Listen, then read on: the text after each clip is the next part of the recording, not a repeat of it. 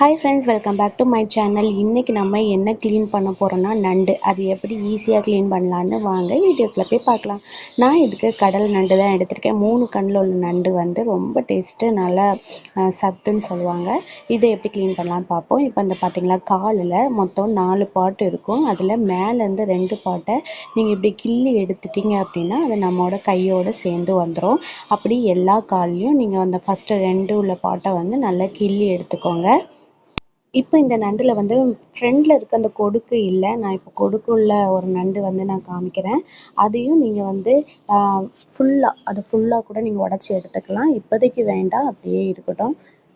இந்த பார்த்தீங்களா, கொடுக்குள்ளது, அதாவது அட்டாக் பண்ணுற பகுதி.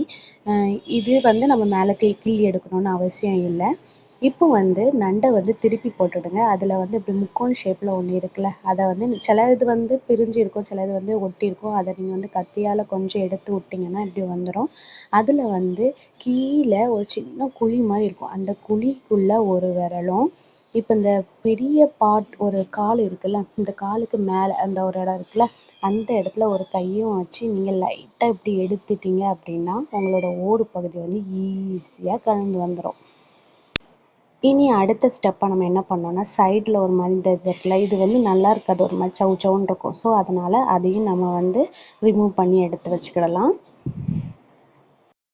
இனி அடுத்த ஸ்டெப்பாக என்ன அப்படின்னா, நம்ம வந்து நண்டு பகுதியை வந்து இப்படி திருப்பி போட்டிங்க அப்படின்னா கீழே வந்து 2 பாட் இருக்கும். அந்த 2 பாட்டையும் நீங்கள் இப்படியே திருக்கிட்டீங்க அப்படின்னா ஈஸியாக நமக்கு அது ரிமூவ் ஆகி வந்துடும்.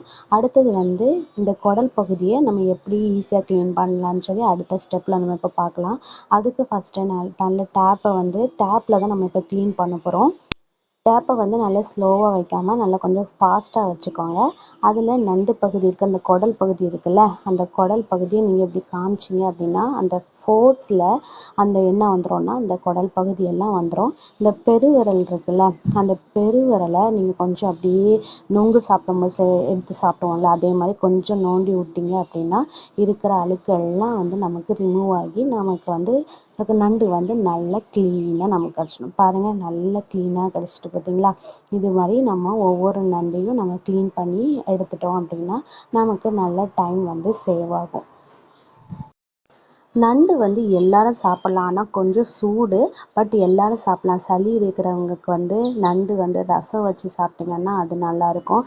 அதே மாதிரி நம்ம வந்து கறி சுவையில் வந்து குழம்பு வச்சு சாப்பிட்லாம், தொக்கு வச்சு சாப்பிட்லாம். இப்படி எல்லா வகையிலையும் நண்டு வந்து செம்மையாக அடிப்பொலியாக இருக்கும். கண்டிப்பாக என்னோடய வீடியோ உங்களுக்கு பிடிச்சிருந்தா மறக்காமல் சப்ஸ்கிரைப் பண்ணுங்கள். தேங்க்ஸ் ஃபார் வாட்சிங். பாய் பாய். இந்த நண்டோட ரெசிபி எல்லாம் நான் அடுத்த வீடியோவில் போஸ்ட் பண்ணுறேன். சப்போர்ட் பண்ணிகிட்டே இருங்க. அது வரைக்கும் உங்களிடம் விடைபெறுவது உங்கள் ஜெமிஷா. பாய் பாய். எந்த மீன் உங்களுக்கு அடுத்தது நெக்ஸ்ட்டு க்ளீன் பண்ணணும் அப்படின்னு சொல்லி என்னோட கமெண்ட் பாக்ஸில் கமெண்ட் பண்ணுங்கள். அந்த வீடியோவோட நான் உங்களை வந்து சந்திக்கிறேன்.